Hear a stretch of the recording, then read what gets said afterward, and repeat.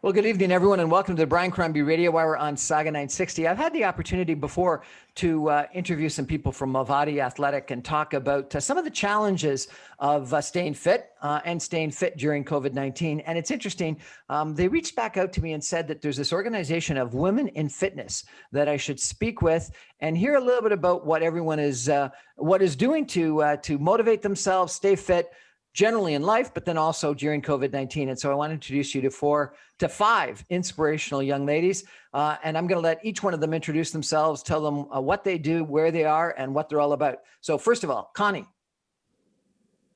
So Brian, thank you so much for having us. My name is Connie Bolyer. I'm located in Ottawa, Ontario. And I have been in the industry for 21 years. I am a certified personal trainer and strength and conditioning specialist. And I own my own business called Sweat Inc. And we train online, virtual, live when we're allowed, in the corporate wellness world and outdoor fitness. Awesome. Nice to meet you. Joanna. Hello, I'm Joanna Alwini, based out of Edmonton, Alberta. I'm currently the Director of Human Resources for Orange Theory Fitness Canada. I've been in the industry for about 5 years, started with a big box and then moved over to boutique fitness with Orange Theory. And in my role of Director of HR, I just support our franchisees and corporate studios across Canada with everything people resources related. Awesome. Suad. Hi and welcome everyone. Thank you for being here. My name is Sad. I'm a fitness director of a health club in Montreal called Gym St. Henry. I also do a lot of TV, so global news, CTV, talking about health, fitness, wellness, everything that is new, fun, and exciting that we can do at home. Awesome. Paula. Hey, Brian, thanks for having us. Really appreciate it. I have been in the industry for many, many years. I currently am an owner of a boutique club in Forest Hill in Toronto called Embody Fitness Clubs. And I'm also the partner in a consulting company. We focus mainly on recruitment and training and development for boutiques and big boxes all over North America. Prior to that, I managed and operated a company called Spa Chakra. We opened up health clubs in luxury hotels around the world. And then prior to that, I also oversaw 2 different brands here in the city of Toronto, which eventually got sold. So again, we've all sort of hybridized and gone somewhat virtual over the past year. Can't believe it's been a year. But we are doing everything we can to, keep Ontarians fit. Excellent. Lisa.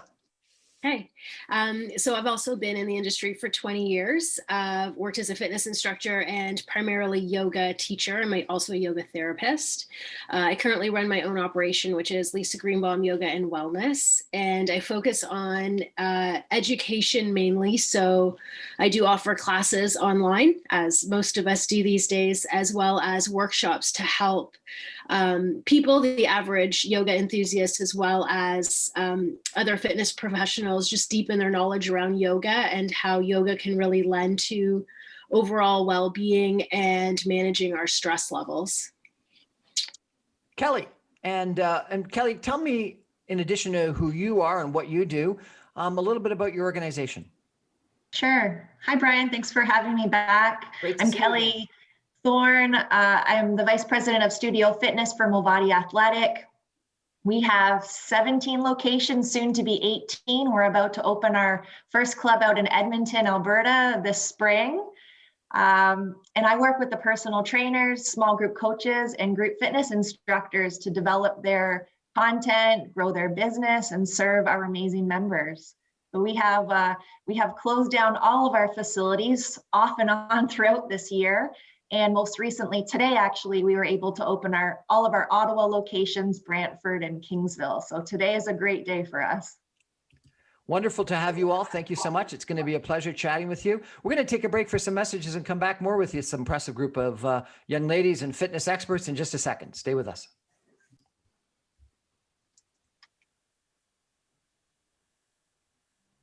Well, welcome back to the Brian Crombie Radio Hour. We're chatting tonight with 6 different impressive people, females that are in the fitness industry. We're talking to Joanna Alwini, Lisa Greenbaum, Saad Gadban, Connie Bolyer, Paula Comfort, and Kelly Thorne. We're talking to people from Montreal, Toronto, and Alberta, so right from across the country. And they're all involved in an organization called Women in Fitness. Maybe could one of you tell me a little bit about why you've got an organization of women in fitness and what you're all about? Who wants to jump in? I'll jump in. It's Paula Comfort. So I'm on the board of WIFA, Women in Fitness Association. It was established about 3 years ago. And the need was an association to allow women to network, to grow, to become educated, and to sort of get together as a sisterhood to sort of raise the bar on equity, diversity, inclusion, and also dealing with some big topics like compensation. You know, we want to have more seats at the table with respect to women. And so the association has mentorship programs, educational programs. We network locally in our communities. So the ambassadors here today across the country represent their communities, but together, you know, we do, when we can, on-site events, and then we do really current educational programs to, again, getting women to excel themselves and take risks and empower them to sort of get to the next level in their careers. So that's interesting. I wouldn't have thought that fitness is an area that there's, you know, a lot of sexism like other industries, and you're suggesting there is. So is there misogyny and sexism and sexual assault and wage imparities, wage inequities? There are, definitely. There's all of the above. You know, it's interesting. I mean, we work in such an intimate environment with our members and our staff, and, you know, the physical body is involved, you know, both mentally and physically. And so, you know, there are inequities across the board. You know, if we probably looked at the data and statistics, it's mostly men in the boardroom today with most of the big chains and even the small chains. It's mostly male owners. We have seen, since the boutique industry has taken off in a big way, we have seen a major influx of female ownership, which is amazing. So Connie, I think it was you that said that you're from Ottawa and you run your own business that was Sweat for something? Yeah, my business is called Sweat Inc. It's actually an acronym that stands for Strength, Finding Your Will Through Your Why, Endurance, Accountability, and Tenacity in Achieving a High-Performing Life.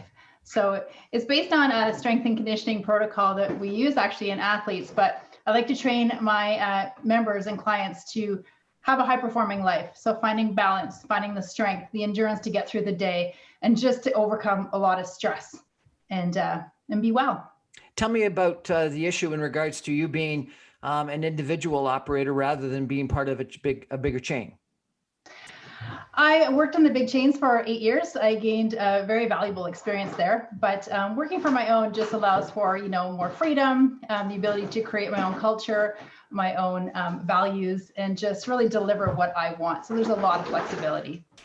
And who was it that's the HR for Orange Theory? That is me, Joanna. And Joanna, so tell me, you know, what sort of Paula is saying is that there's sexism in the business. It's primarily men that are in the boardrooms, and that it's easier for a female to get ahead in an independent. How are you doing within a larger organization? And I see Orange Theory like popping up on every second corner. So from a franchise and expansion standpoint, you must be doing extremely well. We are. We have 110 locations and rapidly growing across Canada. You know, to kind of speak to what Paula said, yeah, there's definitely inequalities in the fitness industry as it relates to men and women. You know, for us, you know, we focus on removing those barriers for women to excel. You know, at Orange Theory, women make up 85% of our leadership roles and 50% of our executive positions. So, you know, we're definitely striving to give women a seat at the table, more voice in the industry. But, you know, there's a lot more to go, you know, a lot more to do, whether it's ourselves or in the industry as a whole. So, you know, that's what WIFA's here for, is to be that voice champion and, you know, make sure everyone in the industry is, you know, working towards those changes. Kelly, I wonder if I could ask you, I was interested when you toured me around the Mississauga facility. You have a women's only area. Is that a trend? Is that something that's needed? Is that unique to Mississauga because of our ethnic population, or is that something that you think makes sense everywhere? Yeah, no, it's not just Mississauga. We have a women's only area in all of our locations. It's coming to our Edmonton location as well. And I think it gives women, specifically our members, an opportunity to work out in a safe environment. There are some based on their, religious beliefs that this is where they feel more safe and comfortable. They don't have to work out with men, and there are others that just choose to work out in that environment. So I think it's a great feature to have. It definitely is an add-on, and we have a ton of female members that look at it as a great positive experience within our clubs.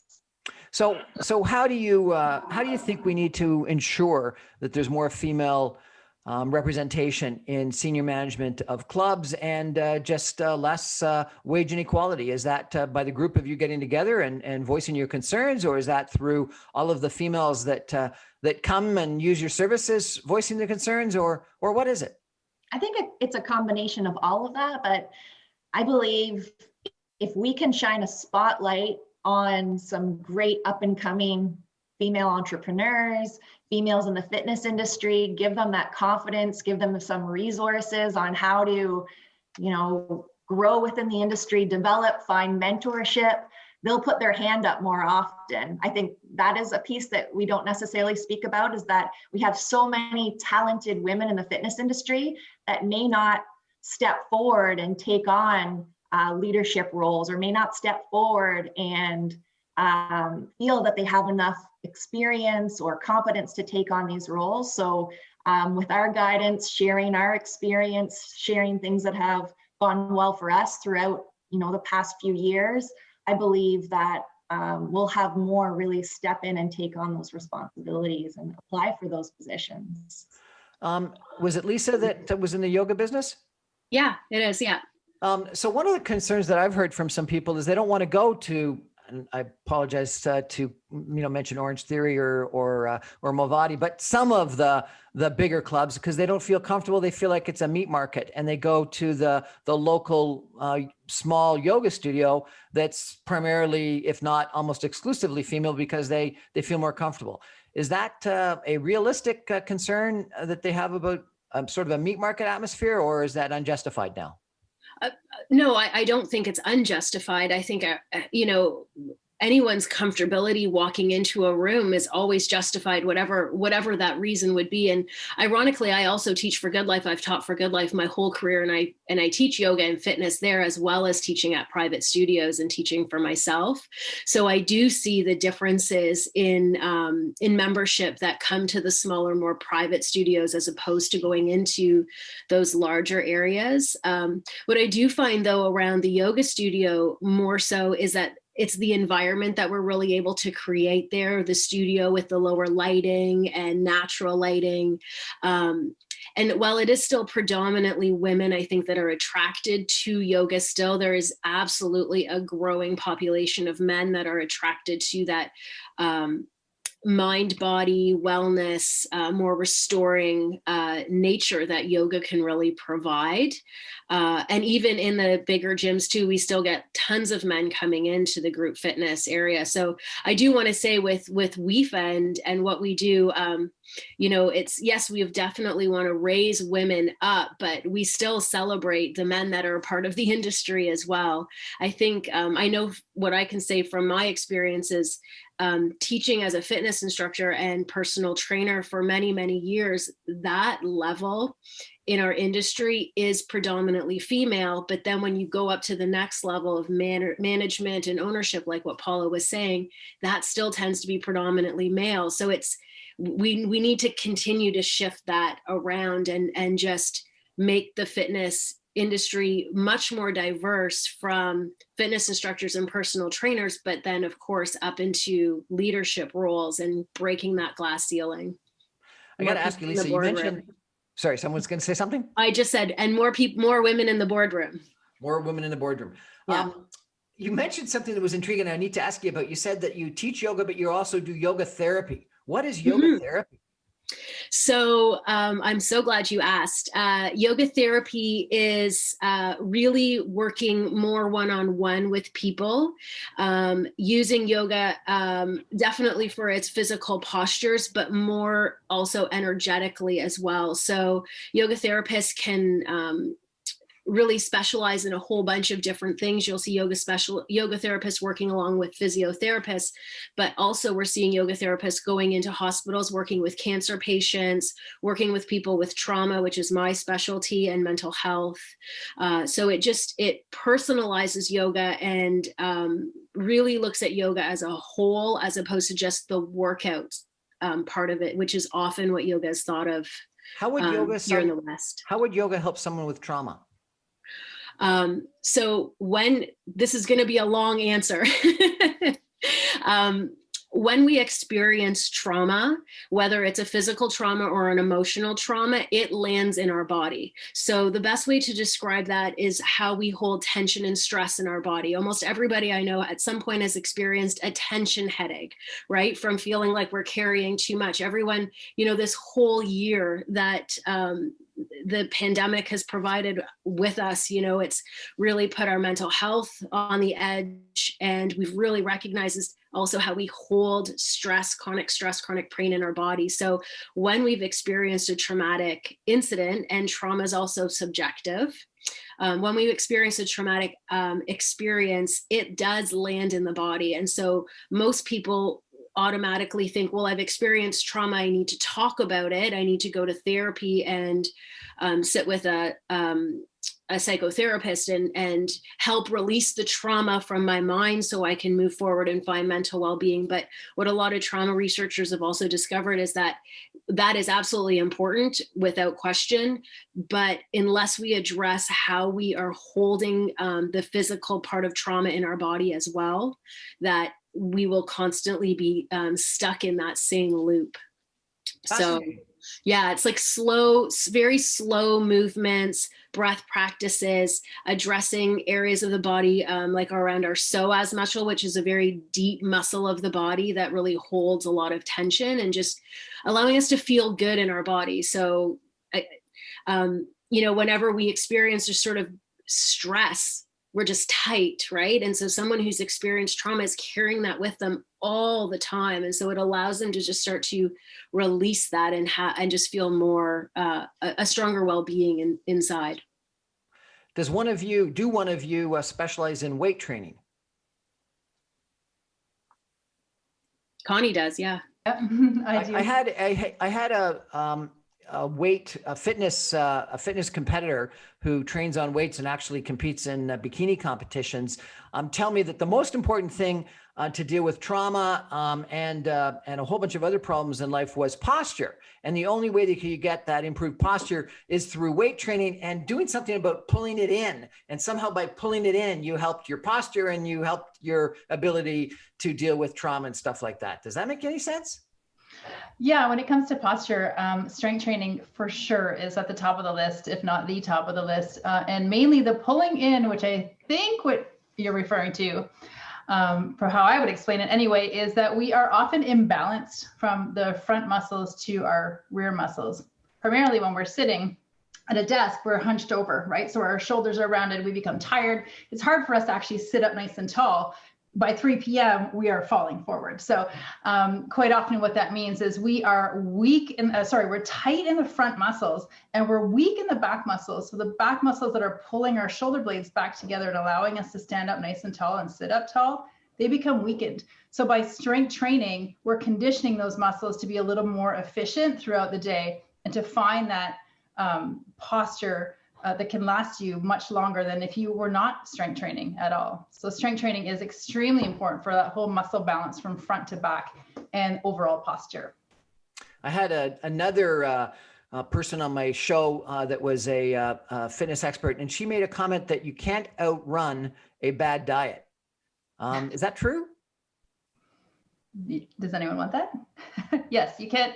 I like to use it as you can't out-train a bad diet. So it's the same kind of idea. You can actually train, every day. and not follow a healthy nutrition plan, and you will not see the results that you're looking for. And nutrition just isn't about, weight on the scale. It's how you feel inside. It could be your digestion isn't right. The connection from your digestion to your mental health, there is a connection there. So yes, you can't out-train a bad diet, whether it's on the scale or mentally, physically connection. You do need both. And I like to say it's 50-50. You literally need to do half movement and half nutrition. And that's the way to more physical fitness and more health. That's my remedy. We're talking to well, six. Think about. Go ahead. Sorry, Paula. Brian. I was just going to say, and think about all the people over the past 12 months that are now working from home. So all of a sudden, you have access to your snacks, your fridge. Everything's available to you all the time. And a lot of people are very structured with remote work because you're on Zoom calls, a lot of the time. So between what Connie said and how sedentary people have become at their desks with their posture, and then in addition, potentially all the additional calories that people are consuming, I think when we come out of this, our industry is absolutely going to explode. I think people, not only for physical fitness, and then people have never been more aware and more concerned about their health, but also social interaction and community. And that's what our clubs are all about. It's like the communities we have in our clubs are unbelievable.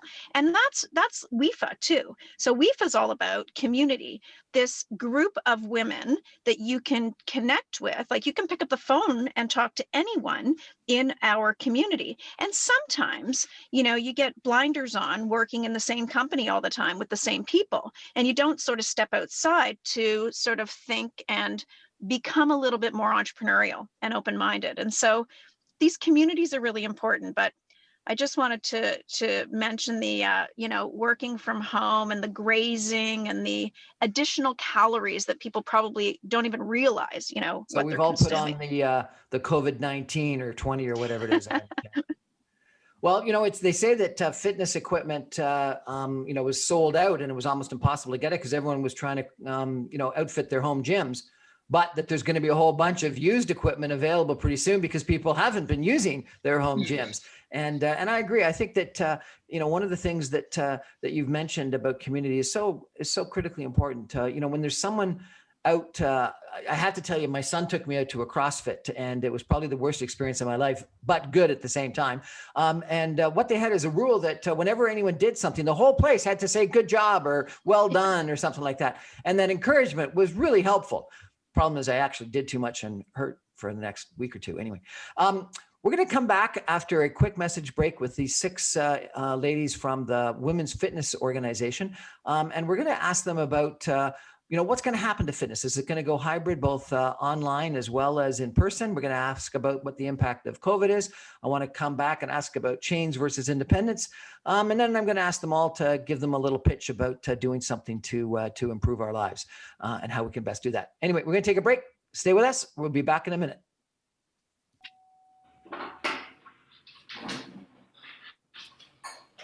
Well, welcome back to the Brian Crombie Radio Hour on Saga 960. We're chatting with six different people that are, I think, ambassadors from across Canada for an organization called Women in Fitness. That is an organization that tries to advocate on behalf of having more women in fitness, but more importantly, in the higher levels of fitness. In the boardroom, they keep on saying, I didn't even know there were boardrooms in fitness facilities, but I guess you learn something new every day. And also for things like pay equity and issues like that. And so it's a real pleasure for me to hear from them all. One of the big issues that I've seen is that a lot of you or a lot of other organizations have launched websites because as you've closed your bricks and mortar facilities, you've tried to go online. Is it Saad?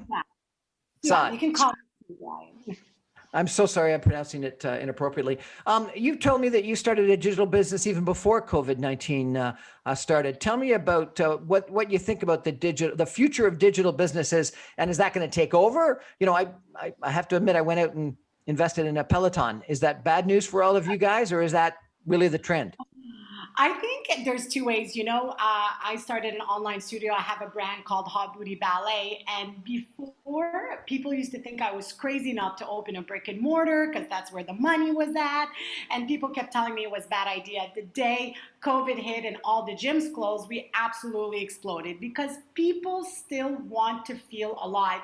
And people work out first and foremost to feel good and to be able to do the things they want in life, the things they love, whether it's to play with their kids or go hiking. That's why we really work out. And the reason why the online presence of fitness, the digital fitness exploded is people wanted to feel good in their bodies, in their minds, and they still wanted to feel connected. And I think I can speak for all the ladies in WIFA and say that it has been a great experience. We all had to learn the digital really quickly. Every trainer in the world had to become a techie all of a sudden. But what was great is that we gained that knowledge, we gained that information, and now we're able to do a hybrid when gyms and health clubs open, where you can offer to your consumer the chance to work in studio, and when they don't feel like it, or it's too snowy, or their car's not started, they can still work out at home. So Kelly, maybe I can ask you, one of the other places that you took me to when you took me on the tour was this massive spin studio with, it looked like there were 100 different bikes in the studio, all in stands going up. Yeah. And you and I got on the bikes up at the front and started pedaling away, and it was a lot of fun. Is that going to come back, or are people going to just be in their apartment looking at a video screen in front of them? No, it's absolutely coming back. It all depends on the restrictions that we're faced with, but it will be coming back. As we spoke about earlier, our members crave that community. They crave that motivation that you get when somebody's pedaling beside you, when you have an instructor in front of you, can feel the music, they're cheering you on. I think so many of our members and so many people in fitness crave to get back and experience that again. So I think for many of us, we've been in the fitness industry for years and years and years, and we know every 3 months, people get a little sick of the same old routine. So I really believe that virtual had a peak. It's not going anywhere. It still has its place, but I'm starting to sense that a lot of people are wanting to get away from their computer screens and get back in the classes and be around their friends, work out with their favorite instructor, and get that experience again. I would go away from their kids and their husbands. Yes. Yeah, and I would add, there's been a couple of really interesting things that have happened. Like, we've had people that were intimidated to walk into a studio and do a class that now went online, didn't put their video on, and have actually started slowly to do some strength training or yoga. So it's actually opened up, we're hoping, a larger market share for us, because they've now been able to do virtual classes and sort of follow the music and choreography. And, you'll never have the same experience at home because of the fact that you just don't have all the equipment, and that human connection is really, truly, as live as it is, it's not. And so those individuals now, we're hoping, will eventually, when it's safe, for them to come into the clubs, which I think is going to be, amazing. Connie, some of these big chains can obviously afford a big website and online presence. What's it like for a small entrepreneur individual? I mean, for me, it's been okay. The large part of my business comes through word of mouth. So when we talk about community, as a small business owner, developing that community, it just becomes that tighter because, it's me. I've had a couple of subcontractors work for me. However, right now it's just me and my clients. So we are basically like a big family. So when it comes to outreach and getting out there, for sure, I don't have the marketing dollars that the big boxes do, but I have feet on the ground and voices where people are talking to their family, to their friends, saying, come on with me, come join with me. And that's how it's spreading for me. So yes, the marketing budget isn't quite as high, but without a doubt, I still have to have a website. I still have to attempt social media marketing, but it's definitely, more of a challenge for sure. Joanna, You're Orange Theory, correct? Correct. So how does that work? Does each one of the different franchisees open up their own website, or do you have a corporate website? And you know, it's almost as if you had a corporate website that would be taking away business from the local business in Port Credit or Mississauga or Meadowvale or something like that. Yeah, so as with any other franchise model, you know, we provided our franchisees with a new product, which is Orange Theory Fitness Live. We have taken our in-studio science track, technology track, and coach-inspired workout virtually. It's one of a kind on the market right now. And our franchisees have that the option to provide that product in their studios to their members, you know, echoing what Kelly said. You know, you can't replace that community, but the reality is, you know, the future is digital and the way that we work and the way that we shop and also in fitness. So Orange Theory Live is going to be a product that our franchisees can continue to offer to their members, even when we continue to open those studios, because we recognize that, you know, we're going to have members that want to come back and members that found that, you know, the digital platform worked better for their lifestyle, no matter where they are. So yeah, Orange Theory Live is available across most of our studios in Canada. Lisa, I can understand doing a bike cycling and looking at a video screen. But, you know, I've been to a yoga studio. So much of the yoga studio is the lighting, the incense, the other people around you doing tree pose with other people. Can you do yoga on your own? And if you do it on your own, do you get anything out of it?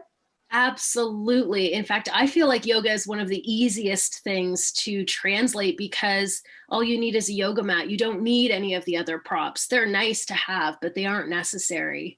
And, you know, as a yoga teacher, I'm always and have been promoting for as long as I've been teaching for people to have their own private practices and their own daily practices at home and start to create these little spaces in their home that kind of feel like the yoga studio where they have the candles or the essential oils or like the incense, like you said. One of the things that I do and some of my other fellow teachers do as well is we share playlists. So I'll put together a suggested playlist and email it out. Some people share playlists on Spotify to create that ambience as well. But, you know, in your home is where you're comfortable and you're safe. So it doesn't have to be this beautiful, perfect yoga studio like vibe, but like in your living room, you know, what do you do in the living room in the evening to make yourself feel comfortable? You turn the lights down, you close the blinds, you know, you might light a candle. So now you roll your yoga mat out right there and enjoy your practice. So yeah, being able to teach yoga virtually has really been very, very transferable. You know, I've always been trying to find that calm yoga music. Can you share your Spotify playlist with me, please? I don't have Spotify, I have Apple Music, but I would be more than happy to share some of my music with you. Absolutely. Change of topic. What are the trends that you ladies think are gonna happen in fitness? You know, we've gone from aerobics to Zumba to CrossFit. What are the trends that you see coming in the next couple of years? Can I jump in? Because I definitely believe that using fitness and fitness modalities for mental health is going to be top. So absolutely, like the difference between, you know, digital and bricks and mortar, yes, that's definitely going to be a trend and more virtual. But as far as what we're doing, it's less concentration, I think, around body image and what we look like, and much more concentration on how we feel. That's interesting. Less on body image, more on how we feel. 100%. I agree with Lisa. It's how we feel and then ensuring that we're healthy. So in the past, we may have marketed to, you know, results focused, lose weight, get stronger, look great. Now it's feel better, both body, mind, soul. So I think that's huge. And so this is where a wide variety of formats, right? For me, it might be running and HIIT might make me feel great, but for Lisa, it might be yoga and meditation. So it's very personalized. What's HIIT? You said running and HIIT. High intensity training. I would add everything that is tech, fit tech, how many punches you punch, the ear trainings, heart rates, like Orange Theory. Like I'm all about the tech, fitness, the future, the Apple Watches, your cardiac, how much you've slept, your oxygen, your like the whole health and wellness as a whole, not like fitness is one thing and health is something else. It's fascinating. Yeah, I was just going to say, sorry, Brian, I was just going to say, what she's saying is wearables, right? Like wearables this year are off the charts.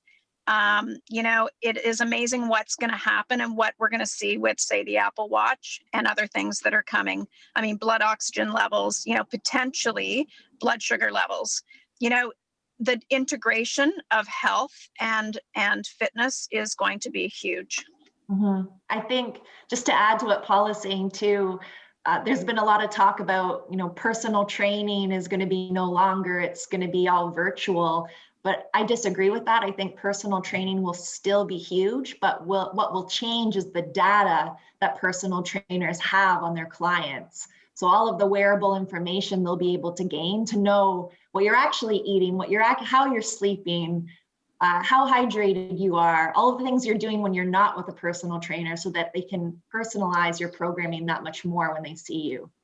It's interesting with these wearables, the ones that have been the most successful have been the ones not necessarily that just give you the information. It's the ones that you share your information with your friends. It's almost like it's a bragging thing about, oh, this is exactly where I ran, or this is exactly how high I got my heart rate, or this is exactly what something else happened. And so, it's the Fitbit, the Apple Watch, the other stuff where it's, yes, it gives me information, but it's sharing it with friends.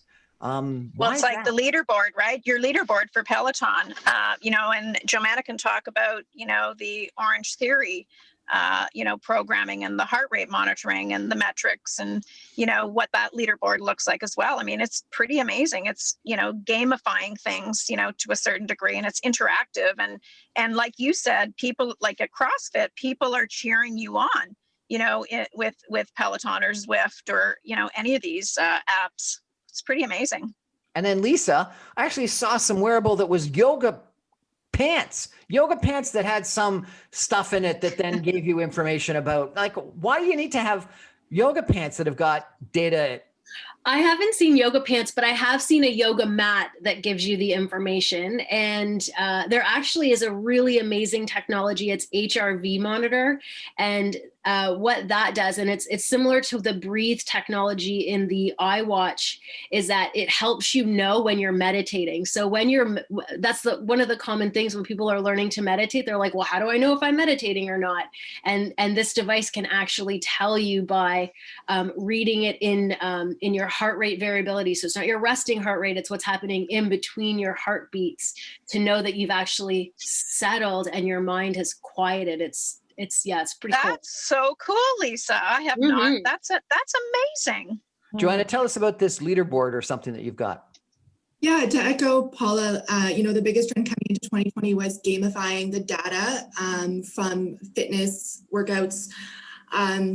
So at Orange Theory, we provide, you wear a heart rate monitor, our workouts are technology tracked. You watch your progress, you go through 5 different zones at Orange Theory. And the intention is to get 12 or more spot points in a class, which releases what we call EPOC, which is excess post-oxygen consumption, which means you burn calories for up to 24 hours after your workout. But after your class, you receive a summary of your workout, and it tells you how many spot points you received, how much time you spent in each zone. And that's something that you can just share. It's widely shared on social media with friends. It allows you to just, I love sharing when I got, 20, 30, 40 spot points on a class. So gamifying the experience is really huge in the fitness industry and becoming a very big trend. Gamifying the fitness experience. Unbelievable. We're going to take a break and come back with some concluding comments in just a minute. Stay with us. Well, I've had a lot of fun tonight. Welcome back to the Brian Crombie Radio Hour, Saga 960, chatting with 6 ambassadors from the the Women's Fitness Network across Canada, and what they think about, a lot of different things, both women in fitness, as well as trends in the fitness industry, as well as digitization.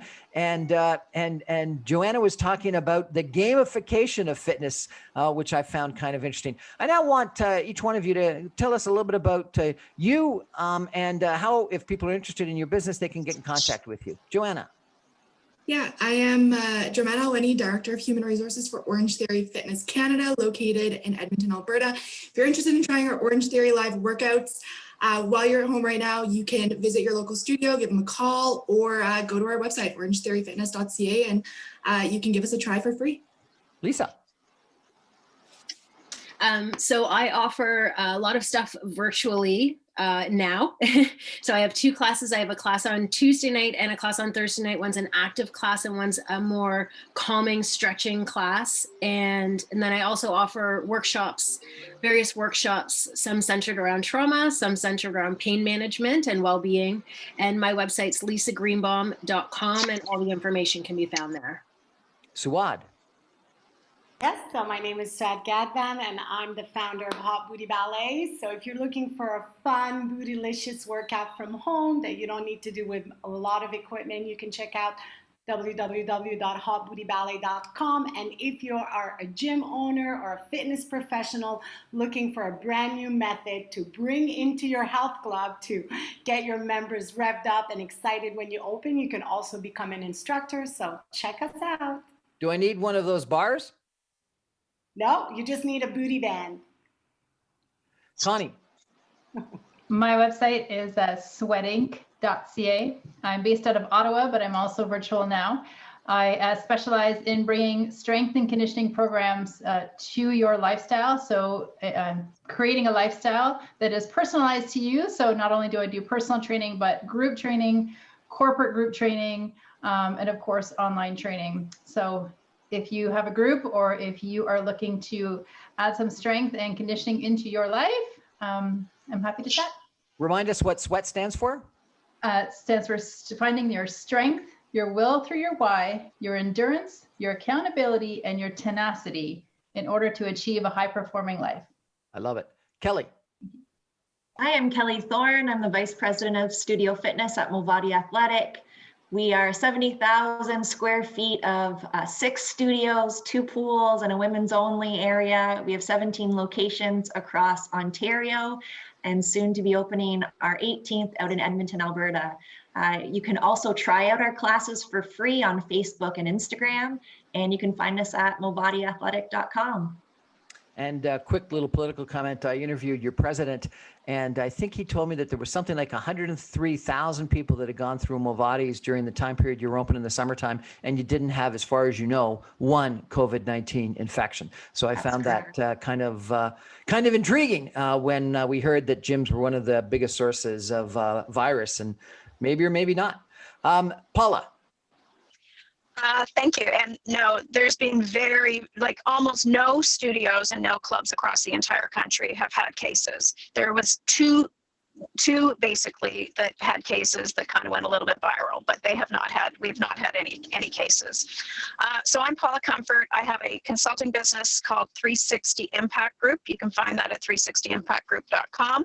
Strategy work, recruitment, training and development. And then I also own a club called embodyfitnessclubs.com. And I'm also, a board member. I have these amazing ambassadors across the country for WIFA. So WIFA is womeninfitnessassociation.org. Anyone in the fitness industry that's female. So we are always looking for amazing women in the fitness industry. It's an organization that welcomes women from all over the world to have development resources, networking opportunities, and just a great resource to learn more from your fellow women in the fitness industry. So you can learn more at WIFA, which is womeninfitnessassociation.com. Awesome. Ladies, thank you so much for joining me. I really appreciate it. You've inspired me all to at least go out for a walk, if not something a lot more than that. I really appreciate it. And I got to ask one last question. Suad, can men do this ballet? Bot booty ballet. They can. It's for everybody. We love men and women. Sounds like fun. Good night, everybody. Thank you so much for joining us. That's our show for tonight. You can get me every Monday through Friday at 6 o'clock on 960 AM or streamed online at www.saga960am.ca, or all my webcasts and videocasts are available after the fact on briancrombie.com. Good night, ladies. Thank you for joining me. Excellent. I really appreciate it. That was great. So I'll put this on Monday night. And maybe if all of you could make sure that Kelly has, if you've got it, an Instagram or a Facebook link. And then Kelly, maybe you could send them all to me and I'll try to tag. And if you've got like a personal and a corporate, do the corporate and try to get you some business. Okay. Sounds good. Awesome. Excellent. Thanks so much. Thanks for having us, Brian. Yeah, thank you so much. Thank you. I love the thing for sweat. I think that's fantastic. I'm going to have to try to write it down. Thank you. I actually just rebranded this year and I opened my own business in 2007. So whereabouts in Ottawa are you? I'm right near the airport in an area called Riverside South. Yep. Well, I don't know if you can see it, but you see that? That at the Sens? Yeah, I'm a director of the Sens. So are you really? So I come to Ottawa every once in a while. So I'll have to come check you out sometime. No way. Anyway, have a nice day, everybody. Really appreciate it. Thanks, Kelly. Thanks, Brian. Thank you. Thank you. Bye. Bye-bye.